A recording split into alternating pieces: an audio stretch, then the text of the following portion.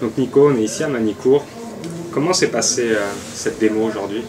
Non, c'était vraiment super. Malheureusement, ce matin, les conditions climatiques étaient plutôt difficiles, mais c'est toujours sympa, et même je pense pour le public, de voir les voitures rouler sous la pluie.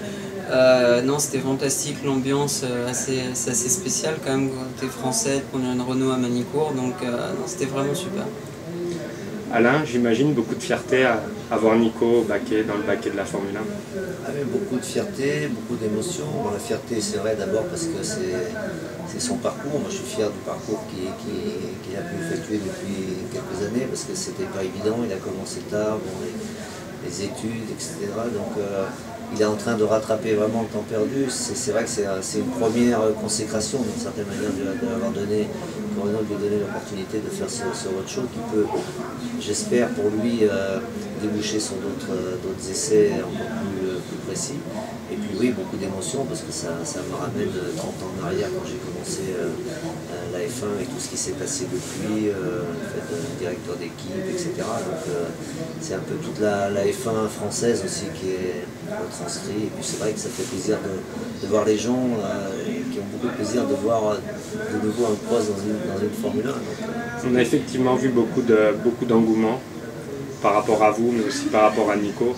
Est-ce que vous lui avez donné des conseils particuliers pour aborder cette expérience? Non, ce qui est vraiment très bien, c'est qu'on voit que bon, maintenant, moi je laisse Nicolas faire son travail, c'est son métier, c'est son truc, sa passion.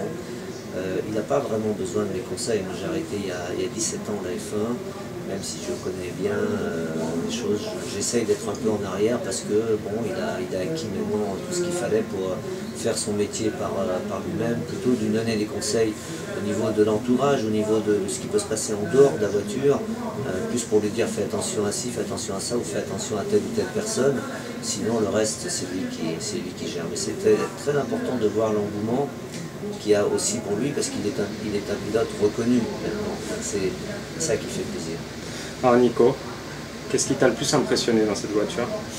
Je pense que c'est la même chose pour tous les pilotes qui montent dans une F1, c'est l'accélération et les freins.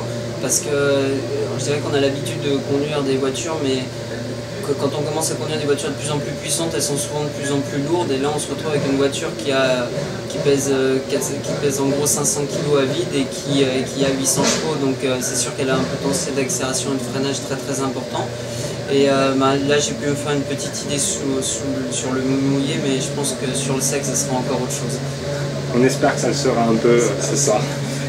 Un dernier mot par rapport à l'ambiance générale de ce roadshow ici à Manicourt. Non, je pense que c'est vraiment super parce qu'on trouve une ambiance très populaire, un peu famille, avec des gens qui sont contents d'être là, qui sont contents de pouvoir voir les voitures, tout le monde de près. On essaie d'être le plus disponible possible.